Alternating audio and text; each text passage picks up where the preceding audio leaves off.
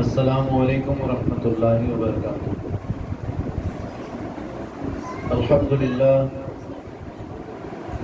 الحمد للہ رب العالمین والصلاة والسلام علی سید الانبیاء والمرسلین،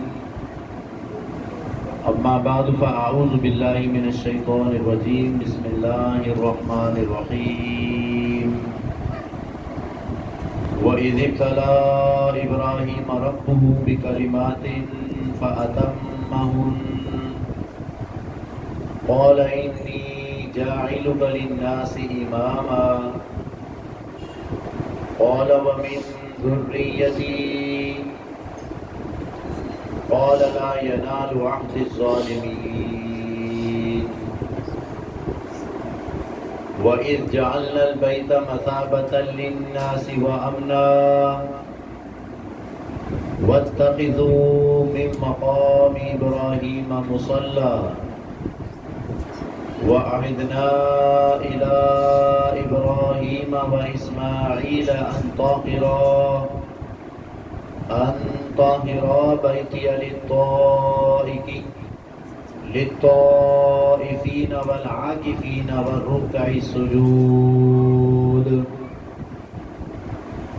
وإذ قال إبراهيم رب اجعل هذا بلدا آمنا وارزق أهله من الثمرات من آمن منهم بالله واليوم الآخر قال ومن كفر فأمتعه قليلا ثم أضطره إلى عذاب النار وبئس المصير۔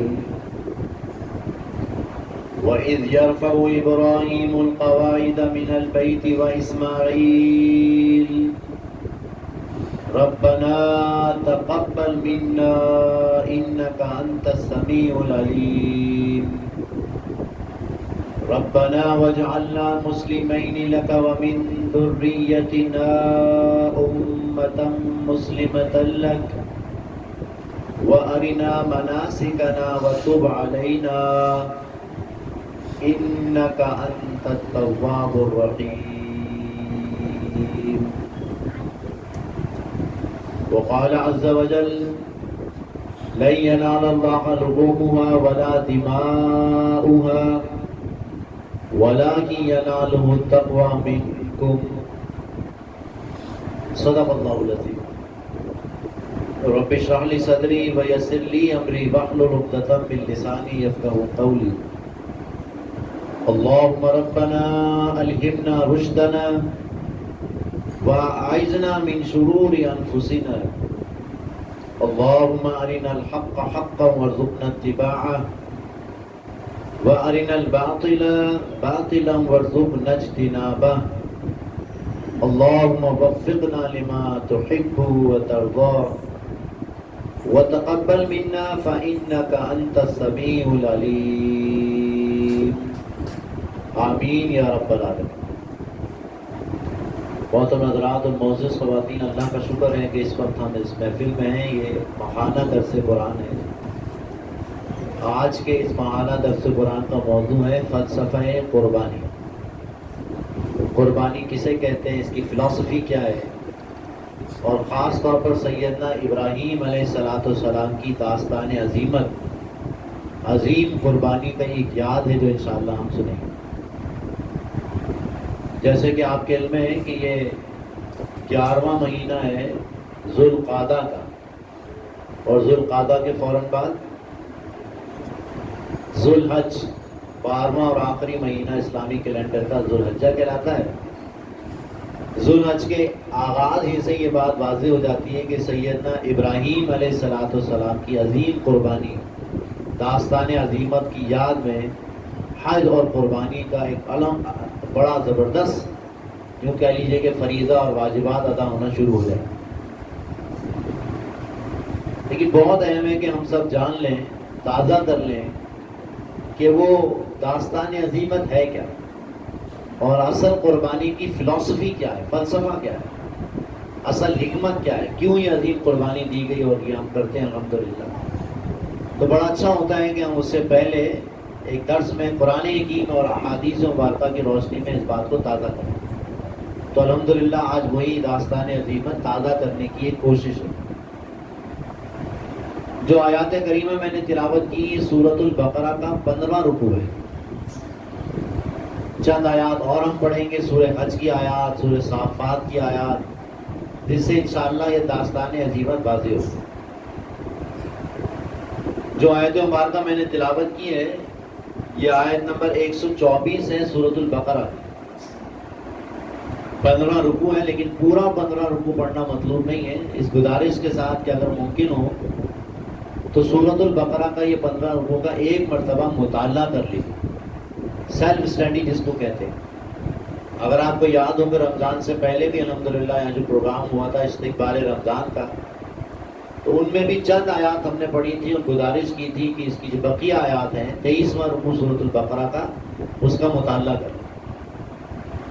بہرحال اس میں جو پہلی آیت مبارکہ ہے آیت نمبر 124، اس میں اللہ سبحانہ وتعالیٰ ارشاد فرماتا ہے وَإِذِ ابْتَلَىٰ إِبْرَاهِيمَ رَبُّهُ بِكَلِمَاتٍ فَأَتَمَّهُنَّ.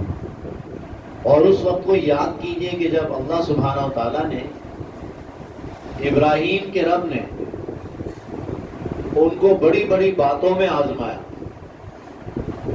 فَأَتَمَّهُنَّ، تو وہ ان تمام آزمائشوں میں باتوں میں کامیاب ہو گئے. قَالَ إِنِّي جَاعِلُكَ لِلنَّاسِ إِمَامًا، تو اللہ سبحانہ وتعالیٰ نے ارشاد فرمایا کہ اے ابراہیم اب میں تمہیں تمام انسانوں کا امام بنا. امام الناس کا لقب پایا ابراہیم علیہ السلام. اس پر اللہ سبحانہ وتعالیٰ نے فرمایا، بلکہ ابراہیم علیہ السلام کا سوال تھا قال ومن ذریتی، پوچھنے لگے کہ میری اولاد کے بارے میں آپ کا کیا فیصلہ؟ مجھے تو امام الناس بنا رہے لیکن اولاد کے بارے میں کیا فیصلہ؟ اس پر اللہ پاک نے فرمایا قال لا ینال عہد الظالمین، امام الناس کا یہ منصب تمہاری اولادوں میں سے ان کو نہیں ملے گا جو ظلم کرنے والے، جو شرک کرنے والے. کوئی یہ منصب نسبت کی بنیاد پر، خاندان کی بنیاد پر نہیں ہے. تمہاری اولاد میں وہ لوگ کہ جو توحید پر قائم رہیں گے، توحید پرست رہیں گے، دین پر قائم رہیں گے، ان کے لیے منصب اعلیٰ منصب رہے گا. اور تمہاری اولاد میں جو شرک کریں گے خدا نخواستہ ان سے ہی ہمارا وعدہ ہے. تو پہلی بات جو الحمدللہ ہم سب کی سمجھ میں آنی چاہیے کہ یہ ابتلا اور آزمائش کسے کہتے ہیں. وَإِذِ ابْتَلَىٰ إِبْرَاهِيمَ رَبُّهُ بِكَلِمَاتٍ، اور جب آزمایا ابراہیم کے رب نے ابراہیم کو بڑی بڑی باتوں میں. تو پہلا نقطہ جو آج کا ہم سب نے سمجھنا ہے وہ ہے ابتلا کسے کہتے ہیں.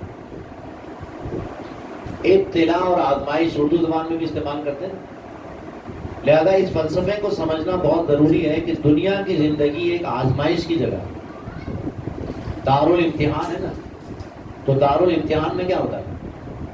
امتحان میں تو ایک آزمائش دی جاتی ہے، ایگزام دیا جا رہا ہے. لہذا دنیا کی زندگی چاہے ایک عام آدمی ہو یا کوئی اللہ کا بڑا بندہ ہو، سب کے لیے آزمائش ہے.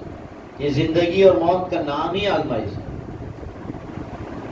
لہذا سورہ ملک کی آیت نمبر 2 اس حوالے سے رہنمائی کرتی ہے کہ یہ موت اور زندگی نام ہی آزمائش کا ہے، اور دنیا کی زندگی آزمائش کی ایک سلسلہ ہے. اللہ پاک فرماتا ہے الذی خلق الموت والحیات لیبلوکم ایکم احسن عملا. وہ اللہ سبحانہ وتعالیٰ وہ ہستی ہے جس نے موت اور زندگی کو پیدا ہی اس لیے کیا، تخلیق ہی اس لیے کیا تاکہ وہ تمہیں آزمائے. ایکم احسن عملا، کہ تم میں سے کون لوگ عمل کے اعتبار سے بہتر ہیں. اب یہ آزمائش سے مختلف نوعیت کی ہوتی ہے. کسی کو اللہ پاک زیادہ دے کر آزماتا ہے، کسی سے زیادہ دے کر لے کر آزماتا ہے. بعض اوقات دینے کے بعد واپس لیا جاتا ہے تو وہ آزمائش زیادہ سخت ہوتی ہے. اسی طرح بعض اوقات کسی کو ہینڈ ٹو ماؤتھ کر کے آزماتا ہے. اہل ایمان پر بھی آزمائشیں آتی ہیں. اللہ پاک فرماتا ہے وَلَنَبْلُوَنَّكُمْ، سورۃ البقرہ میں وَلَنَبْلُوَنَّكُمْ بِشَيْءٍ مِّنَ الْخَوْفِ وَالْجُوعِ وَنَقْصٍ مِّنَ الْأَمْوَالِ وَالْأَنفُسِ وَالثَّمَرَاتِ وَبَشِّرِ الصَّابِرِينَ. اور ہم تو ان کو لازماً آزمائیں گے، کچھ خوف سے، کچھ بھوک سے، کچھ مالوں اور جانوں کے نقصان سے، کچھ پھلوں کے نقصان سے. وَبَشِّرِ الصَّابِرِينَ، اور اے نبی علیہ السلام آپ صبر کرنے والوں کو خوشخبری سنا دیجیے. اور یہ صبر کرنے والے کون ہیں؟ الذین اذا اصابتهم مصیبہ قالوا انا للہ و انا الیہ راجعون، یہ وہ لوگ ہیں کہ جب ان پر کوئی مصیبت آتی ہے، ناخوشگوار حالات آتے ہیں، تو یہ کہتے ہیں ہم تو ہے ہی اللہ کے اور ہمیں بالآخر اللہ کی طرف لوٹ کے جانا ہے۔ تو پہلا نقطہ واضح ہوا کہ دنیا کی زندگی نام ہی آزمائش کا، اور آزمائش نہیں تو کوئی دنیا کی زندگی کوئی نہیں، تو چلا نا، زندگی کی نام ہی آزمائش ہے۔ دوسرا نقطہ یہ ہے کہ اللہ سبحانہ و تعالیٰ جن لوگوں کو آزماتا ہے ایمان کے ساتھ، تو یہ آزمائش اللہ کا قرب حاصل کرنے کا ذریعہ ہوتی ہے۔ جتنی زیادہ مشکلات آئیں گی آزمائشیں، اور اتنا وہ صبر کرے گا، ڈٹا رہے گا، اللہ کا قرب حاصل ہوگا۔ تو قربانی کے کیا معنی ہوتے ہیں؟ ہم عام طور پر قربانی کن معنوں میں لیتے ہیں؟ جانور قربان کر، لیکن عربی زبان میں قربانی کا لفظ بنا ہے قرب سے، قرب سے قربان ہے۔ تو ہر وہ شے، ہر وہ چیز، مال، اولاد، ایون اللہ کی راہ میں کیے جانے والے، قربانی کرنے والے جانور، جن کا مقصد اللہ کا قرب حاصل کرنا ہو، وہ قربانی کریں۔ اور یہ ہمیشہ سے ہر امت میں کوئی نہ کوئی منسک، کوئی نہ کوئی قربانی کا طریقہ شروع سے چلا ہے۔ یہاں تک کہ مشرکین بھی قربانی کیا کرتے تھے، اور یہاں تک ہوا کہ شرک کی بنیاد پر بعض اوقات وہ اپنی اولاد کو بھی جھوٹے معبودوں کے لیے قرب حاصل کرنے کے لیے اولاد کو قربان کر دیا کرتے۔ آج بھی مشرکانہ عقائد میں آپ کے علم میں ہونا چاہیے کہ قرب حاصل کرنے کا ذریعہ ایسا ہی ہوتا ہے کہ چڑھاوے چڑھائے جاتے ہیں۔ آستان پر کیا ہو رہا ہو؟ جانور قربان کیے جاتے ہیں نا، قربان کیوں کیے جاتے ہیں؟ اس صاحب قبر یا جو بھی بت ہے اس کا قرب حاصل کرنے کا ذریعہ۔ تمہارا قربانی کے معنی کیا ہوتے ہیں؟ ہر وہ شے جس سے قرب حاصل، اللہ کا قرب حاصل کیا۔ لہٰذا اس اعتبار سے قرآن حکیم ہمیں بتاتا ہے کہ تاریخ انسانی میں سب سے پہلے کس نے قربانی پیش کی؟ اللہ کا قرب حاصل کرنے کے لیے سب سے پہلے قربانی کس نے پیش کی، اور اس کی قربانی قبول بھی ہوئی۔ یہ دو بیٹے ہیں آدم علیہ السلام کے، جن کے درمیان کسی مسئلے میں اختلاف ہو۔ کوئی مسئلہ تھا جس میں اختلاف، مسئلہ کیا تھا اس کی تفصیل پڑھ لیجیے گا، لیکن بہرحال آدم علیہ السلام نے اس مسئلے کے حل کے لیے دونوں کو قربانی پیش کرنے کا حکم دیا۔ حابیل اور قابیل کا یہ واقعہ آپ نے اگر سنا ہو، ایک بھیڑ لے کر آیا جو بہت ہی اس کو پسند تھی، محبوب تھی، حابیل علیہ السلام، اور قابیل کا لے کر آئے، قابیل جو ہے وہ گلے سڑے پھل لے کر آیا۔ دونوں نے قربانی پیش کی، اور اس وقت قربانی کی قبولیت کا کیا انداز ہوتا تھا؟ آسمان سے آگ آتی تھی، آگ، اور جس کی قربانی قبول ہونے والی ہوتی تھی اس کو جلا دیتے۔ لہذا ایسے ہی ہوا، دونوں نے قربانی پیش کی۔ سورۃ المائدہ میں اللہ پاک نے واقعہ بیان فرمایا ہے، وَاتْلُ عَلَيْهِمْ نَبَأَ ابْنَيْ آدَمَ بِالْحَقِّ۔ اے نبی صلی اللہ علیہ وسلم، آپ ان کے سامنے آدم علیہ السلام کے دو بیٹوں کا واقعہ بیان کیجئے، تلاوت کیجئے ان پر، بالحق، حق کے ساتھ، بامقصد، اِذْ قَرَّبَا قُرْبَانًا، جب ان دونوں نے قربانی پیش کی، فَتُقُبِّلَ مِنْ أَحَدِهِمَا، تو ان دونوں میں سے کسی ایک کی قربانی قبول ہو گئی۔ کس کی قبول ہوئی؟ حابیل کی۔ وَلَمْ يُتَقَبَّلْ مِنَ الْآخَرِ، اور دوسرے کی قربانی قبول نہیں ہوئی، یعنی آگ نے آ کر حابیل کی قربانی کو جلا دیا اور قابیل کی قربانی کو نہیں جلایا۔ لہذا قابیل کی قربانی جو قبول نہیں ہوئی، اس نے حسد اور کبر اور تعصب کی وجہ سے اپنے بھائی کو کیا کہا؟ لَأَقْتُلَنَّكَ، کہ میں تجھے قتل کر دوں گا۔ غصے میں، اس کو اندر حسد بھی تھا، غصہ بھی تھا، تو بھائی کو دھمکی دی کہ میں تجھے قتل کر دوں گا۔ اس پر بھائی کے بڑے پیارے الفاظ ہیں جو گولڈن پرل کہا جا سکتا ہے، سنہری حروف کہا جا سکتے ہیں، جو قرآن نے ہمیشہ کے لیے اس لیے محفوظ کر دیے کہ قیامت تک جب قربانی پیش کی جائے گی تو اس کے پیچھے روح قربانی ہے۔ روح قربانی کیا ہے؟ اس نے کہا ہے میرے بھائی تو نے بھی قربانی پیش کی تھی، میں نے بھی، لیکن قربانی کس کی قبول ہوتی ہے؟ انما یتقبل اللہ من المتقین، یقیناً اللہ سبحانہ و تعالی متقین کی قربانی قبول کرے۔ تو کیا بات حاصل ہوئی؟ قربانیاں تو ابھی بھی ہو رہی ہیں، لاکھوں کی تعداد میں قربانی کے جانور قربان ہوتے ہیں، اور صرف کراچی میں اگر لیا جائے تو اندازہ نہیں لگا سکتے آپ۔ سارا پنجاب کا اور سندھ کا جانور کہاں بکتا ہے اچھے ریٹ سے؟ ایک بہت بڑی تعداد، بلا مبالغہ بڑی تعداد میں الحمدللہ کراچی جیسے ریونیو سب سے زیادہ دے رہا ہوتا ہے، ایسے ہی قربانی کے جانور بھی سب سے زیادہ یہاں قربان ہوتے ہیں بلا مبالغہ۔ پورے پاکستان کو اگر ایک طرف رکھیے اور قربانی جتنے بڑے تعداد میں کراچی ہے تو ویٹ کیجیے تو اندازہ ہوگا، پرسنٹیج کے اعتبار سے کراچی بہت آگے الحمدللہ۔ تو قربانی کے جانور تو لاکھوں کی تعداد میں قربان ہوتے ہیں نا، قبول کس کی ہوتی ہے؟ اب یہ ہے بات کہ قربانی تو جانور ہو رہے ہیں، اور قربانی کا جانور کا گوشت کہا جاتا ہے، اس کے بھی 3 حصے ہوتے ہیں نا۔ کہا جاتا ہے لطیفتاً، لطیفہ سنانا اچھی بات نہیں ہوتی لیکن ایک فلسفی سمجھانے کے لیے، کہ قربانی کی عید سے پہلے ڈی فریزر بہت بکتے ہیں، اور بڑے والے ڈی فریزر، تو اس میں جو بہترین حصہ ہوتا ہے گائے کا وہ سب سے اندر، دوسرا حصہ جو ہوتا ہے جو رشتہ داروں کے لیے دیا جانا ہوتا ہے، کیونکہ اپنے رشتہ دار بیوی بچے اپنے رشتہ دار تو ہوتے ہیں نا، وہ دوسرا حصہ بھی اندر، اور تیسرا حصہ جو غریبوں کے لیے ہوتا ہے، تو ہم سے بڑا غریب کون ہوگا، لہذا وہ تینوں حصے ڈیپ فریزر کے اندر۔ بہرحال یہ طریقہ صحیح نہیں ہے، اور کسی سے بھی پوچھ لیجیے، ظاہر بات ہے یہ مناسب طریقہ نہیں ہے۔ جو بھی جانور قربان ہوتا ہے اس میں انشاءاللہ آخر میں بھی بات کر لیں گے، اس کے 3 برابر حصے ہونے چاہیے، اور ایک بہترین حصہ کہہ لیجیے وہ غریبوں کو دیا جائے، اور اس طرح نہیں کہ غریب آ کر دروازہ دستک کر لائن لگا کر تقسیم کیا جا رہا ہے اور لوگوں کو پتہ چلے یار اتنا بڑا جانور انہوں نے قربان کیا ہے، اتنا گوشت قربان کی، تو دکھاوا ریاکاری ہے، عزت نفس کو مجروح کرنے والی بات ہے۔ غریبوں کو گھر جا کر عزت نفس کے ساتھ ان کو دیا جائے، خود جا کر دو، اور اچھے طریقے سے، باوقار طریقے سے، عزت سے جا کر اچھا گوشت دو۔ تو بہرحال قربانی کس کی قبول ہوتی ہے اس حوالے سے آخر میں بھی بات کر لیں کہ رب کائنات فرماتا ہے سورۃ الحج، لَن يَنَالَ اللَّهَ لُحُومُهَا وَلَا دِمَاؤُهَا، ان قربانی کے جانوروں کا نہ گوشت اللہ تک پہنچتا ہے نہ خون اللہ تک پہنچتا ہے۔ کیا چیز اللہ تک پہنچتی ہے؟ وَلَٰكِن يَنَالُهُ التَّقْوَىٰ مِنكُمْ، ان میں سے جو چیز اللہ کا قرب تمہیں دلاتی ہے اور تمہیں اللہ کے قریب کرتی ہے وہ وَلَٰكِن يَنَالُهُ التَّقْوَىٰ مِنكُمْ۔ تو قربانی کی روح کیا ہے؟ روح قربانی یہ ہے کہ اللہ کی رضا کے لیے بہترین جانور بہترین طریقے سے کمائے ہوئے پیسے سے، حلال پیسے سے اللہ کی رضا کے لیے قربان کر دیں، تو انشاءاللہ اللہ سبحانہ و تعالیٰ یہ قربانی قبول کر لے گا۔ اور اس کی حقیقت جب بیان کی گئی تو نبی علیہ الصلوۃ والسلام سے سوال کیا گیا، کیونکہ صحابہ کرام تو سوال کرتے تھے عملی نوعیت کے سوال، تو سوال کیا ما هذه الاضاحی یا رسول اللہ، یہ جو قربانی کے جانور ہم ذبح کرتے ہیں اس کی کیا حقیقت ہے؟ اس پر نبی علیہ الصلوۃ والسلام نے وضاحت فرما دی، سنت ابیکم ابراہیم، یہ قربانی کے جانور تمہارے جد امجد ابراہیم علیہ الصلوۃ والسلام کا طریقہ ہے، لہذا ابراہیم نے جو قربانی پیش کی اس کا اب داستان 10 سے 15 منٹ میں سن لیتے ہیں۔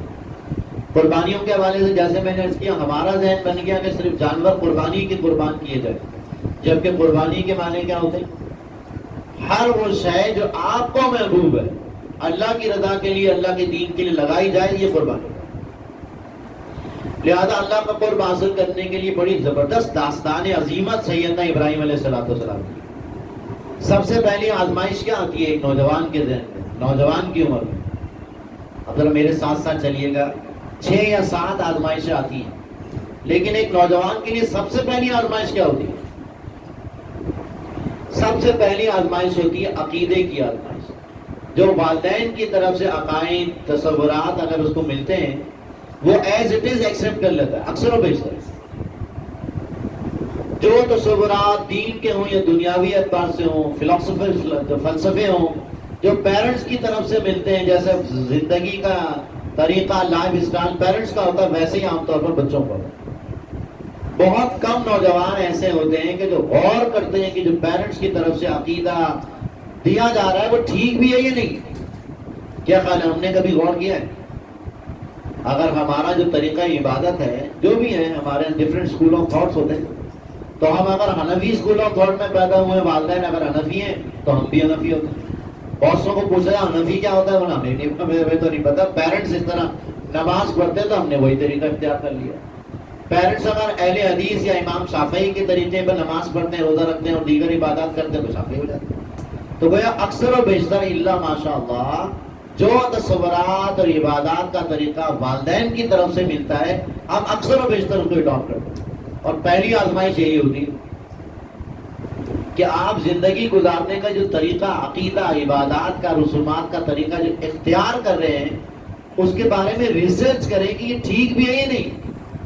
اور پہلی آزمائش بھی ہوتی ہے کہ جو ابراہیم علیہ السلام کی زندگی میں آئی کہ جس گھر میں پیدا ہوئے اس گھر میں ان کا باپ یا چچا بت بناتا بھی تھا اور بت بیچتا بھی تھا اور بتوں کی پوجا بھی کرتا تھا۔ تو ہم اس نوجوان کے ذہن میں، اپنے ذہن میں لے کر آئیے کہ جس کے گھر میں بت بنتے ہیں، بتوں کی ترسیل کی جاتی، بیچے جا رہے ہوں، بت بیچے بھی جاتے ہیں نا، اور اسی طرح پورا ایک نظام تھا، مذہبی نظام پورا کا پورا، جس کی مذہبی چودراہٹ حاصل تھی آزر کو، کہ اگر ابراہیم علیہ السلام اسی طریقے کو اختیار کر لیتے بغیر سوچے سمجھے تو آزر کے مرنے کے بعد اگلا یہ اختیار کس کو ملنے والا؟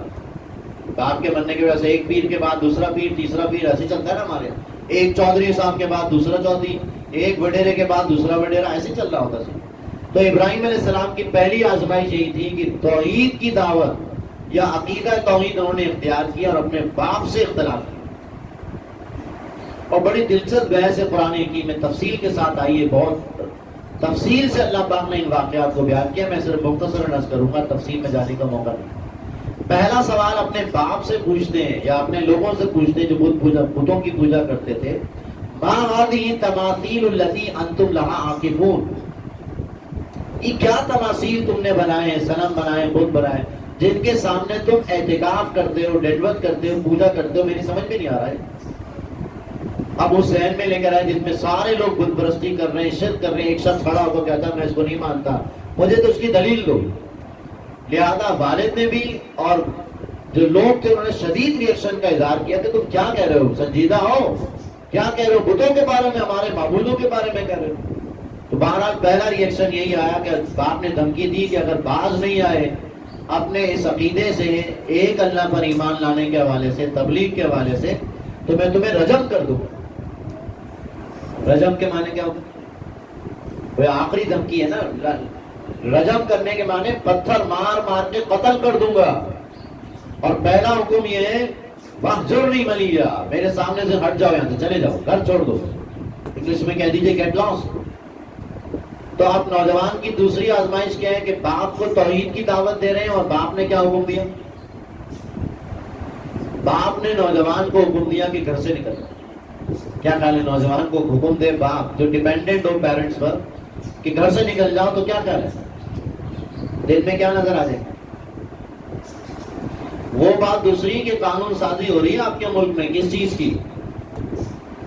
کہ آپ نوجوان نسل کو بغاوت پر اکسایا جا رہا ہے۔ 18-20 سال کے ہو گئے، نوجوان ہو گئے تو بس ماں باپ کی ضرورت ہی کوئی نہیں، جیسے چاہو جیو، تم آزاد ہو۔ اور ماں باپ اب آج کے معاملات میں جو 18-20 سال کے نوجوان ہوتے ہیں ان میں انٹرفیئر نہیں کر سکتے۔ یہ قانون سازی آپ کی پارلیمنٹ اور سینٹ میں ہو رہی ہے۔ ایک صرف ممبر پارلیمنٹ تھے جماعت اسلامی کے جنہوں نے اس کا اپوز کیا اور شدید ریئیکشن کیا، باقی سب نے لائن سے سائن کیے اس پر، P T I, P T I اور کیا اور کون ہے، مسلم لیگ اور پیپلز پارٹی، 3 بڑے جتنے 3 بگ، سب نے سائن کر دیے اور پارلیمنٹ سے پاس ہو گیا۔ کون سا بل؟ بولے تھا ہمیں کیا پتا کون سا بل، اکثر بیچتوں کو پتہ ہی نہیں۔ ڈومیسٹک وائلنس کے نام پر، گھریلو تشدد کے نام پر ایک راتوں رات تیار کیا بل جو اصل میں پوری کی پوری خواصت کے ساتھ آپ کے ملک میں آ رہا ہے معاشرتی نظام کو تباہ کرنے کے لیے۔ میرا جسم میری مرضی۔ اب آپ کو سمجھ میں آئے گا کہ میرا جسم میری مرضی کے معنی کیا ہے۔ وہ ایک نعرہ نہیں ہے، پوری ایک فلسفی ہے، ایک پورا سسٹم ہے کہ جس میں ایک شخص آزاد ہے، اس کو کوئی انٹرفیئر نہیں کر سکتا۔ باپ اپنی بیٹی کو نہیں پوچھ سکتا کہ تم کہاں جا رہی ہو، کیا کر رہی ہو۔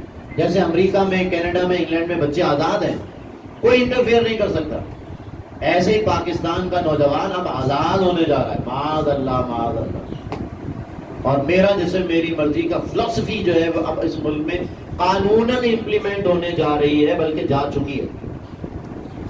دوبارہ پناہی مانگی ہے اس وقت سے اللہ تعالیٰ سے کہ ہماری اولاد ہم سے کہیں آپ گھر سے چلے جائیے، ہمارے معاملات میں انٹرفیئر کرنے کی ضرورت نہیں ہے۔ اگر آپ کو یہاں رہنا ہے ہمارے ساتھ یا ہم کو آپ کے ساتھ، تو انڈیپینڈنٹ زندگی گزارو، جیسے چاہو جیو، آپ کی مرضی، آپ اپنی زندگی گزاریں، ہم اپنی زندگی گزاریں۔ یہ ہے ڈومیسٹک وائلنس کا اصل آؤٹ کم۔ دوبارہ پناہی مانگی اللہ پاک سے کہ ایسے شدید آزمائش سے ہمارے گھروں میں آئے، اور اپنے گھر والوں کی ذہن سازی کرنا، خدا کا خوف پیدا کرنا، یہ ہماری ذمہ داری ہے۔ بہرحال میں ابراہیم علیہ السلام کا عظیم داستان عرض کر رہا تھا کہ پہلی آزمائش، باپ نے گھر سے نکلنے کا حکم دے دیا، گھر سے چلے گئے، لیکن بولتے ہوئے کیا گئے، کیا فرما کے گئے اپنے باپ سے؟ آپ کے ساتھ رہوں گا نہیں، شرک کے ساتھ۔ کیا فرمایا؟ عبدالصمد بتائیں گے۔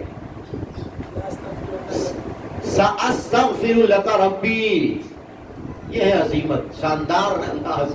ایک شخص آپ کو گھر سے نکلنے کو کہہ رہا ہے، لیکن ابراہیم علیہ السلام کیا فرما رہے؟ سأستغفر لک ربی، میں آپ کے لیے اپنے رب سے استغفار کروں گا، لیکن آپ کے ساتھ رہ نہیں سکتا۔ اگلی آزمائش یہ کہ جس کو گھر سے نکال دیا جائے وہ دوستوں کے ساتھ بنا کے رکھتا ہے، یار کچھ نہ کچھ معاملہ خاندان سے، فیملی سے، محلے والوں سے بنا کے رکھتا ہے، وہاں پر بھی دین کی دعوت ہے، بغیر ڈرے ہوئے کہ یہ کیا کہیں گے، یہ کیا کہیں گے۔ لہٰذا مختصر یہ ہے کہ چاند، سورج، ستاروں کی عبادت ہوتی تھی۔ ایک بڑی تعداد وہاں پر چاند کی پوجا کر رہی ہے، ستاروں کی پوجا کر رہی ہے، سورج کی، اجسام فلکی کی پوجا کرتی تھی۔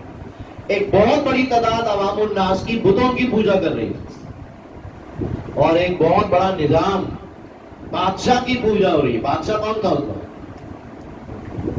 نمرود صاحب بھی اپنے آپ کو خدا کہہ رہے تھے نا، خدائی کا دعویٰ کیے ہوئے، تو سب مل کر کھا رہے تھے، جیسے ہمارے معاشرے میں سب مل کے کھا رہے تھے، بادشاہ بھی ہوں اور دیگر جو اقتدار میں لوگ ہیں، سب نے مل کر پاکستان کا بڑا فرق کیا ہے، اور اس میں مذہبی طبقہ ان کو سپورٹ کرتا رہا ہمیشہ۔ تو بہرحال یہ طریقہ ہوتا ہے، بادشاہت کو ضرورت ہوتی ہے مذہبی طبقات کو کچھ نہ کچھ سپورٹ کریں۔ تو نمرود صاحب بادشاہ بنے ہوئے، آذر ان کو سپورٹ کر رہا ہے، اور آذر جیسے لوگ ان کو ڈیوائن گائیڈنس کے طور پر ان کو کہتے ہیں یہ تو خدا ہے، خدا کے سایہ ہے، ان کے خلاف کوئی بات نہیں کرنا۔ تو بہرحال یہ نظام ہمیشہ سے چلتا رہا کہ بادشاہ صاحب ظلم و ستم کرتے تھے، اور ظلم و ستم کے خلاف جو لوگ کھڑے ہوتے تھے ان کو مذہبی طبقہ ٹھنڈا کرتا تھا۔ تو لہذا یہ ٹرائی کا ہمیشہ چلا۔ حضرت ابراہیم علیہ السلام نے عوام الناس کو بھی دعوت دی، چاند، سورج، ستارے کی پوجا کرنے والوں کو بھی دعوت دی، اور نمرود کے دربار میں بھی جا کر توحید کا نعرہ لگایا۔ اب مختصر یہ ہے کہ پہلے ان سورۃ الانعام میں آئی تھوڑی تفصیل، پہلے ان لوگوں کو دعوت دی جو چاند، سورج، ستاروں کی پوجا کرتے تھے، دعوت دی کہ چاند، سورج، ستارے معبود نہیں ہو سکتے، یہ ڈوب جائے، جس کی روشنی اپنی نہ ہو وہ معبود کیسے ہو سکتا؟ معبود کون ہے؟ انی وجہت وجہی للذی فطر السماوات والارض حنیفا وما انا من المشرکین، میں نے اپنا رخ، اپنا چہرہ اس رب کی طرف کیا جو زمین اور آسمانوں کا پیدا کرنے والا، بنانے والا ہے، اور میں تمہارے ساتھ شرک کرنے والوں میں شامل نہیں۔ لیکن بہت ہی حکمت کے ساتھ چاند، سورج، ستارے پوجا کرنے والوں کو دعوت توحید دے دی، اتمام حجت کر دیا۔ اسی طرح ان لوگوں کو کہ جو بتوں کی پوجا کرتے تھے ان کو بھی حکمت کے ساتھ دعوت دی، پہلے سمجھایا کہ یہ معبود نہیں ہے، لیکن ایک ایسا عمل کیا جس سے ان کی 12 آنکھیں کھل جانی چاہیے، اور حکمت کے ساتھ سمجھا دیا کہ یہ معبود نہیں ہے۔ کیا کیا ابراہیم علیہ السلام نے؟ ابراہیم علیہ السلام کا یہ تذکرہ قرآن میں آتا ہے کہ وہ ایک مرتبہ گئے ہیں بت کدے میں، پہلے تو سمجھایا معبود نہیں ہے، اور کہا کہ میں تمہارے جھوٹے معبودوں کے ساتھ ایک تدبیر کروں گا، دھمکی بھی دے دی، بتا بھی دیا اپنا اسٹیٹمنٹ۔ اور بالآخر ایک مرتبہ ایسے ہی ہوا کہ جب سارے لوگ کسی میلے میں گئے اور بت کدہ خالی ہو گیا تو آپ بت کدے میں داخل ہو گئے، اور حکمت اور دانائی کے ساتھ آپ نے سارے بتوں کو توڑ دیا سوائے ایک بڑے بت کے۔ جو بڑا بت تھا اس پر اس کو توڑنے کے بجائے وہ آلہ قتل، وہ تیشا یا ہتھوڑا اس کے کندھے پہ رکھ کر آ گیا۔ ایسا کیوں کیا؟ تاکہ قوم جب واپس آئے تو ان کو اس بات کا اندازہ ہو کہ یہ بڑے صاحب ہیں، یہ تو باقی بچے ہیں، باقی سارے ٹوٹے ہوئے۔ تو سرکمٹانسس ایویڈنس کہتے ہیں کہ جب ہماری پولیس آئے گی تو کس کو گرفتار کرے گی۔ تو بہرحال اس سرکمٹانسس ایویڈنس یہ ہے کہ اعلی قتل کس کے پاس ہے؟ بڑے بت کے پاس۔ تو جب قوم واپس آئی اور قرآن مچا کہ من فعل هذا بآلهتنا، کس نے کیا ہمارے معبودوں کے ساتھ یہ بڑا ظلم؟ تو کہا گیا کہ ایک نوجوان تھا ابراہیم، اس کا نام ہے، یقال لہ ابراہیم، وہ کہا کرتا تھا کہ بتوں کے ساتھ کروں گا، انہوں نے ہی کیا ہوگا۔ اور ابراہیم علیہ السلام کو گرفتار کر کے سب کے سامنے پیش کیا گیا، پوچھا انت فعلت ھذا بآلہتنا یا ابراہیم، اے ابراہیم کیا تم نے ہمارے معبودوں کے ساتھ ایسا کیا ہے؟ جواب کیا دیا ابراہیم علیہ السلام؟ بل فعلہم کبیرہم ھذا فاسألوہم، یہ جو تمہارا بڑا ہے اس نے کیا ہوگا، اسے ان سے پوچھو نا۔ جواب کیا دیا قوم نے؟ اے ابراہیم تم جانتے ہو کہ یہ بول نہیں سکتے، اس کو کہتے ہیں حکمت و دانائی سے بات کرنا، تو بس یہی الفاظ نکلوانے تھے ان کی زبان سے جو بول نہیں سکتے، جو حفاظت نہیں کر سکتے اپنی، جو تمہاری مدد کیسے کریں گے؟ اُفٍ لَكُمْ وَلِمَ تَعْبُدُونَ مِن دُونِ اللَّهِ، تم پر اور تمہارے جھوٹے معبودوں پر اف ہو، تف ہو، لعنت ہو۔ جو اپنی حفاظت نہ کر سکے، بتا نہ سکے کس نے توڑا، وہ معبود کیسے ہو سکتا؟ حجت تمام ہو گئی، دلیل دے دی۔ چاہیے تو یہ تھا کہ قوم مان لیتی کہ ہاں ابراہیم کی بات ٹھیک ہے علیہ السلام، لیکن نہ ماننے کے لیے تعصب اور تکبر کی بنیاد پر اور غصہ آیا اور گرفتار کر کے بادشاہ سلامت کے سامنے پیش کر دیا۔ بادشاہ سلامت نمرود صاحب جو خود اپنے آپ کو خدا کہتے تھے، انہوں نے پہلا سوال کیا کیا؟ ابراہیم تمہارا رب کون ہے؟ رب تو میں ہوں، مالک تو میں ہوں، خدا تو میں ہوں۔ ابراہیم نے کیا جواب دیا؟ ابراہیم علیہ السلام کا جواب بڑا زبردست تھا، حکیمانہ دعوت ہے یہ۔ فرمایا ربی الذی یحیی و یمیت، میرا رب وہ ہے جو زندگی دیتا اور موت دیتا۔ اب بادشاہ کے سامنے یہ بات کیوں کہی ابراہیم علیہ السلام؟ ایک تو یہ اختیار اللہ کے پاس ہے زندگی اور موت دینے کا، دوسرا بٹوین دا لائن میسج یہ دیا جا رہا ہے کہ میں تم سے ڈرتا نہیں ہوں۔ اکیلے ہی تھے نا، پورا لاؤ لشکر تھوڑا ہی تھا، اکیلے تھے ابراہیم علیہ السلام، پورا یقین تھا کہ اگر اس کی مخالفت کی تو گردن اڑا دے گا، لیکن اس توحید کا جو کانفیڈنس ہوتا ہے، جو اعتماد ہوتا ہے، اس کی بنیاد پر جواب دیا ربی الذی یحیی و یمیت، میرا رب وہ ہے جو زندگی دیتا اور موت دیتا۔ نمرود نے دو لوگوں کو بلایا، ایک کو سزائے موت دے دی، قتل کر دیا، دوسرے کو آزاد کر دیا، کہنے لگا انا احیی و امیت، میں بھی زندگی دیتا ہوں، میں بھی موت دیتا ہوں، مجھے بھی خدا مانو۔ کیا جواب دیا سیدنا ابراہیم علیہ السلام؟ ایسا جواب جو اس کو لاجواب کر دیا۔ فرمایا میرا رب وہ ہے کہ جو سورج کو مشرق سے طلوع کرتا ہے، اگر تو رب ہے تو اس کو ذرا مغرب سے نکال کے دکھا۔ فَبُهِتَ الَّذِي كَفَرَ، تو مبہوت ہو گیا، لاجواب ہو گیا وہ شخص جس نے کفر کیا، ایسا تو نہیں کر سکتا۔ اب پھر یہاں پر دلیل وہ ہے کہ ماننا چاہیے تھا نا کہ رب میں نہیں ہوں، رب تو وہ ہے جو زندگی دیتا، موت دیتا، سورج کو طلوع کرتا، غروب کرتا ہے، وہ رب ہے۔ لیکن پھر دھمکی دی گئی اور دھمکی کو ملا کر امپلیمنٹ کروا دیا گیا۔ آگ جلائی گئی، حرقوا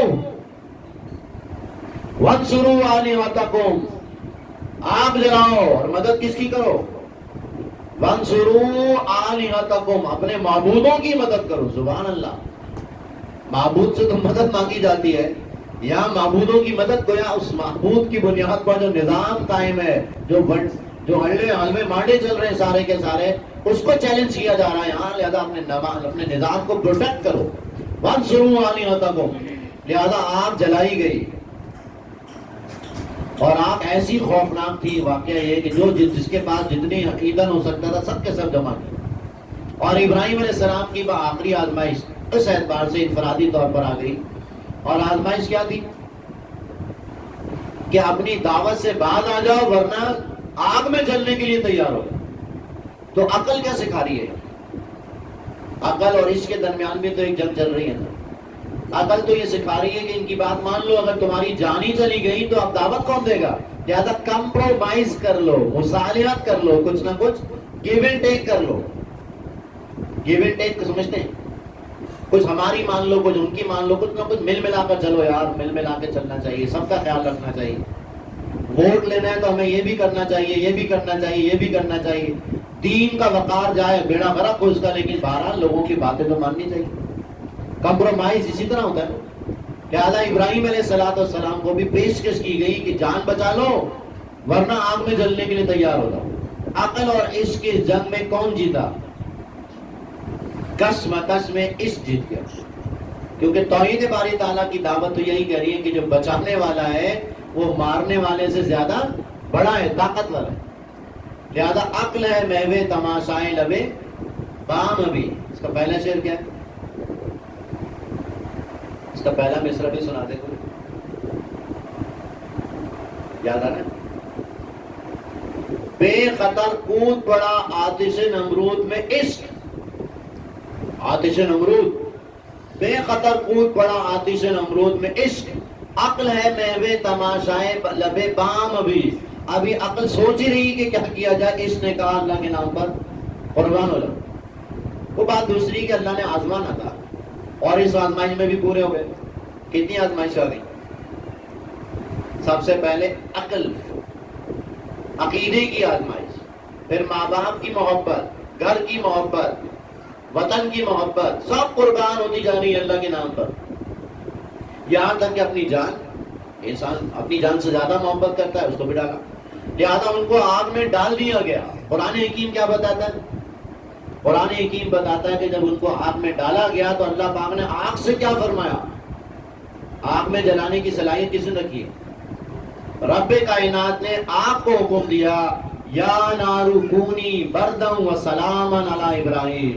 اے آگ تو ٹھنڈی ہو جا اور گلے گلزار بن جا. ٹھنڈی ایسے نہیں کہ برف بن جا پتہ چلا اور مصیبت بن جائے.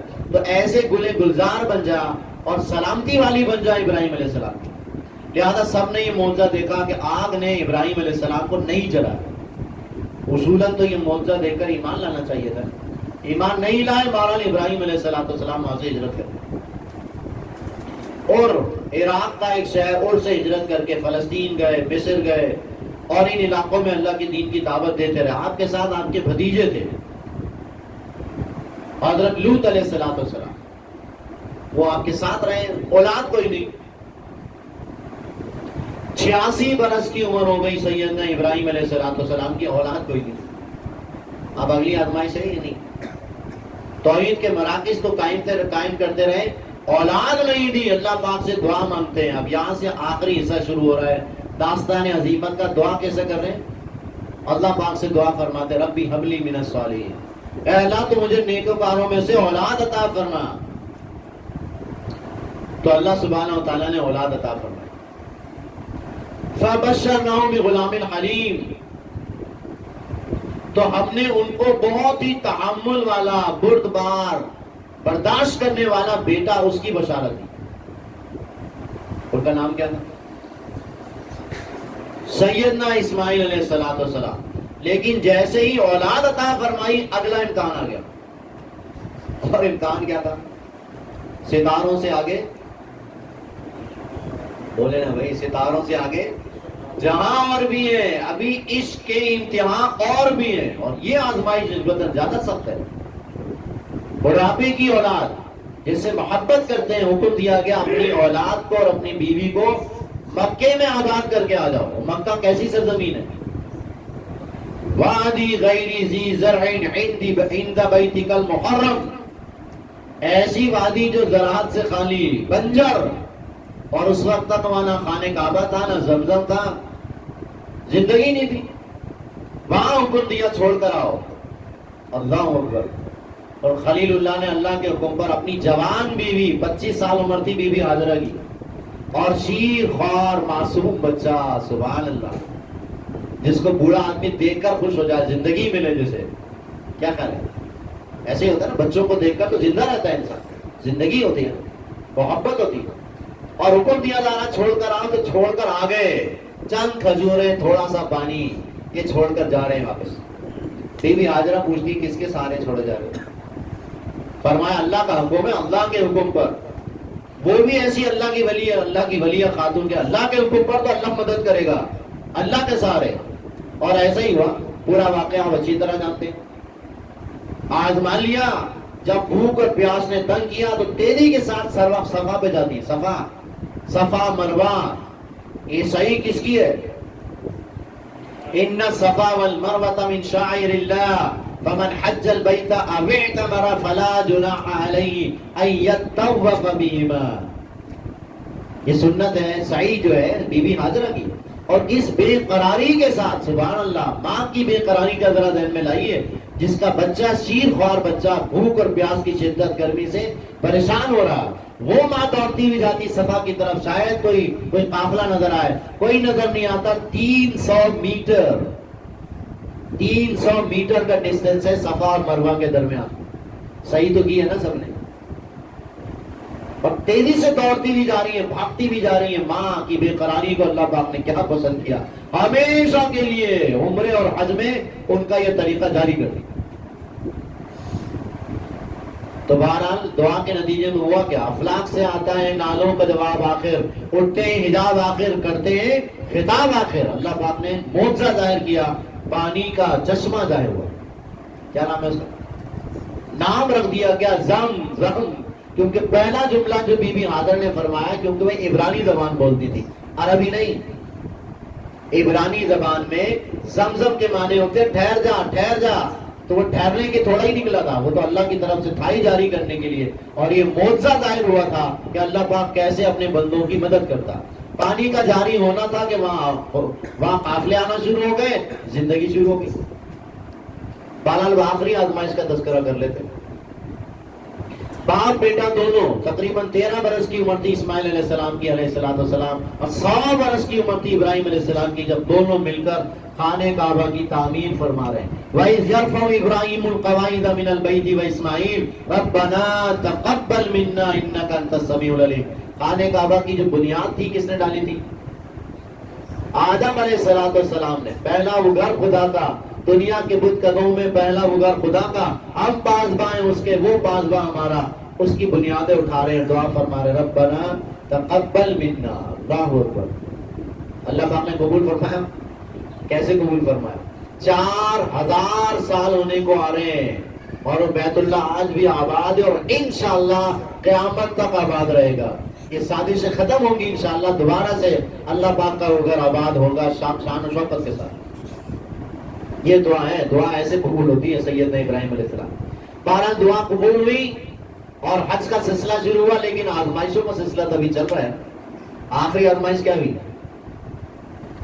آخری آزمائش آئی خلیل اللہ کی، اپنی محبوب ترین سے اللہ کی راہ میں قربان کرو۔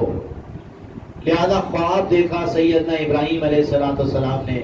سورہ صافات پڑھیں، رونگٹے کھڑے ہو جاتے ہیں، رونگٹے پڑھتے وقت کانپنا شروع کر دیتا ہے بندہ، کیسے رب کائنات فرماتا ہے اپنے محبوب خلیل اللہ کو حکم دیتا ہے اپنے بیٹے کو اللہ کی راہ میں قربان کرو۔ لہذا یہ حکم سننے کے بعد اپنے بچے کو بلاتے ہیں۔ عربی گرامر اگر آپ نے پڑھی ہوئی نا، تو جو انداز بیان کرنے کا ہے وہ شفقت اور محبت والا انداز۔ یا بنیا، اے میرے پیارے، اے میرے محبوب، اے میرے پدر، او مائی سن، ڈیئر سن، اے میری جان، یا بنیا، اے میرے بچے، انی ارا فی المنام انی اذبحک، اے میرے بچے میں نے دیکھا خواب میں کہ میں تجھے ذبح کر رہا ہوں۔ خواب میں، خواب نبی کا خواب وہی ہے، سچا ہے، اشارہ ہے، لہذا حکم یہ تھا کہ اس ذبح کرو، تو انہوں نے بلایا اپنے بچے کو، یا بنیا انی ارا فی المنام انی اذبحک فانظر ماذا تری۔ اب آپ بتائیے ذرا آپ کی کیا رائے ہے؟ مجھے تو حکم دیا گیا کہ میں آپ کو ذبح کر دوں، قربان کر دوں، اللہ کا قرب حاصل کرنے کے لیے آپ کی قربانی کا حکم آ گیا۔ بچہ کس کا تھا؟ یہ ہے کلائمیکس، پوری گفتگو کا کلائمیکس کیا ہے؟ بچے نے جو جواب دیا ہے زبردست، یا ابت افعل ما تؤمر، اے میرے ابا جان کیجئے وہ کام جس کا آپ کو حکم دیا جا رہا ہے۔ حکم کہاں سے آ رہا ہے؟ اللہ کی طرف سے، وہی ہے۔ تو ابا جان کیجئے وہ کام جس کا آپ کو حکم دیا جا رہا ہے، ستجدنی انشاءاللہ من الصابرین، انشاءاللہ اللہ نے چاہا تو آپ مجھے صبر کرنے والوں میں پائیں گے۔ اور ایسا ہی ہوا۔ سورہ صافات پڑھتے جائیے، روتے جائیے، کیا انداز بیان ہے۔ جب دونوں نے، باپ بیٹوں نے گردن جھکا دی اللہ کے حکم پر، اور باپ نے بیٹے کو لٹا دیا اور اپنے طور پر قربانی کے لیے چھری پھیر دی۔ اللہ اکبر۔ اور یہ امتحانات کا کلائمیکس ہے، کلائمیکس۔ بوڑھا باپ اپنے بچے کو اللہ کے قرب حاصل کرنے کے لیے اللہ کے حکم پر محبت قربان کرتے ہوئے اپنے بیٹے کو قربان کر رہا ہے۔ یہ منظر دیکھنے والا ہوگا. مینا کی وادی میں آج بھی وہ جگہ موجود ہے. لہذا رب کائنات نے جو حکم دیا قرآن پڑھتے ہوئے فرماتے ہیں اللہ سبحانہ و تعالیٰ یا ابراہیم. اب اس کو ذرا محسوس کیجئے گا. محسوس ابراہیم علیہ السلام اپنے بچے کو قربان کر رہے ہیں. وہاں رب کائنات فرما رہا ہے یا ابراہیم قد صدقت رؤیا. اے ابراہیم تم نے تو اپنا خواب سچا کر دکھایا. انا کذالک نجزی المحسنین. اسی طرح سے ہم احسان اور بہترین طرح سے عمل کرنے والوں کو بدلہ دیا کرتے ہیں. وَإِنَّ هَذَا لَهُوَ الْبَلَاءُ الْمُبِينُ. بلا ابتلا آزمائش یہی سے بات شروع کی تھی اور یہ تو بہت بڑی آزمائش تھی اور ان تمام آزمائشوں میں کامیابی حاصل. وَإِذِ ابْتَلَىٰ إِبْرَاهِيمَ رَبُّهُ بِكَلِمَاتٍ فَأَتَمَّهُنَّ قَالَ إِنِّي جَاعِلُكَ لِلنَّاسِ إِمَامًا. اب دعا کیجئے اللہ سبحانہ و تعالیٰ سے کہ اللہ پاک ہمیں بھی ہر ابتلا اور آزمائش میں استقامت عطا فرمائے اور اللہ کا قرب حاصل کرنے کے لیے حلال پیسوں سے جائز طریقے سے سنت کے مطابق قربانی کرنے کی توفیق عطا فرمائے. پیارے نبی کی 2-3 احادیث سن کر بات مکمل کر لیتے ہیں. اس قربانی کے دنوں میں اللہ تعالیٰ کو بنی آدم کا کون سا عمل سب سے زیادہ پسند ہے؟ اچھے کپڑے پہننا نہیں؟ کیا پسند؟ ابن آدم کا وہ عمل جو اللہ تعالیٰ کو قربانی کے دنوں میں سب سے زیادہ پسند ہے وہ کیا ہے؟ اللہ کی راہ میں جانوروں کا خون بہانا. اپنے ہاتھ سے قربان کرو. اللہ تعالیٰ کو سب سے زیادہ اجر و ثواب کرو, سب سے زیادہ پسند. لہذا اپنے ہاتھ سے قربانی کرنا افضل ہے. اللہ سے دعا کریں اللہ پاک ہمیں پورے اخلاص کے ساتھ بغیر ریاکاری دکھاوے کے اللہ تعالیٰ ہمیں قربانی کے جانور قربان کرنے کی توفیق عطا. ایک اور سخت حدیث سے بہرحال اس کا مفہوم بتا دیتا ہوں کہ جو قربانی کے دنوں میں قربانی کی استطاعت رکھتے ہیں قربانی نہیں کر رہے تو پیغمبر نے فرمایا انہیں چاہیے کہ ہماری عید گاہوں میں نہ آئے. ضرورت نہیں انہیں عید گاہوں میں آنے کی. اللہ نے استطاعت دی ہے پھر بھی نہیں کر رہے. اتنی اجر و ثواب بتا دیا سب کچھ بتا دیا پھر بھی نہیں کر رہے. تو بہرحال جیسے میں نے اس کی بڑی سخت حدیث ہے یہ قربانی عید گاہوں میں نہ ہو کیا مطلب؟ مسلمانوں کے اجتماع میں آنے کی ضرورت نہیں ہے. تو آخری بات آج کی یہ ہے کہ اللہ سبحانہ و تعالیٰ سے دعا کر لیجئے کہ اللہ پاک ہمیں صحیح اسپرٹ کے ساتھ روح قربانی کے ساتھ قربانیاں کرنے کی توفیق عطا فرمائے. اور ایک اور دعا کیجئے کہ اللہ پاک اصل شان و شوکت کے ساتھ حج بیت اللہ کی جو شان و شوکت ہے اس کو دوبارہ سے لے لو, دوبارہ سے آباد فرما دیں اور جو بھی مشکلات اس وقت پوری دنیا میں ہیں اس مشکلات کو دور کریں اور صحیح شان و شوکت اصل شان و شوکت کے ساتھ وہ گھر جو ہے وَإِجْعَلْنَا الْبَيْتَ مَثَابَةً لِلنَّاسِ وَأَمْنًا. مسابتاً کہتے ہیں اجتماع کی جگہ کو اور امن کی جگہ کو بنایا تھا وہ دوبارہ سے آباد ہو جائے انشاءاللہ العزیز. اور انشاءاللہ ہو جائے گا اللہ کے فضل و کرم سے جب اللہ پاک چاہیں گے. اللہ پاک سے دعا کریں اللہ پاک ہمیں استقامت عطا فرمائے. الحمدللہ رب العالمین والصلاة والسلام علی سید الانبیاء والمرسلین. ربنا تقبل منا انک انت السمیع العلیم وتب علینا انک انت التواب الرحیم. یا اللہ ہمارے تمام بیماروں کو شفا عطا فرما. یا اللہ جن بہن بھائیوں نے بھی دعاؤں کی درخواست کی ہے بیماروں کے حوالے سے سب کو شفا عطا فرما. ہمارے تمام اعزاء اور قاری جو دنیا سے تشریف لے گئے اللہ ہم سب کی مغفرت فرما دے. ہمارے تمام رفقا اور رفیقات جو دنیا سے استقال کر گئے اللہ ہم سب کی مغفرت فرما دے. ہمیں بھی استقامت عطا فرما. اللہ استقامت عطا فرما. یا اللہ ہر فتنے سے ہر آزمائش سے ہر مصیبت سے ہم سب کی حفاظت فرما. ہمارے والدین کی مغفرت فرما دے. ہمارے تمام اساتذہ کی مغفرت فرما.